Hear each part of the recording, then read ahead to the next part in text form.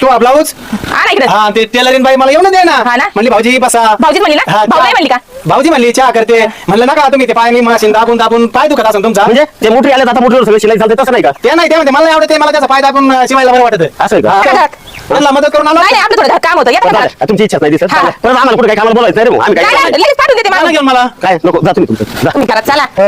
मुनीच्या झाडा मागे चंद्र झोपला ग बाई आज माझ्या पाडसाला. झोप काय ग येत नाही. झोप कशी काय येईल? येत नाही. लग्नच नाही झालं पाळसच नाही झालं झोप कशी येईल? मी लहान आहे का जरा बायकांचं गाणं तू म्हणतो हा?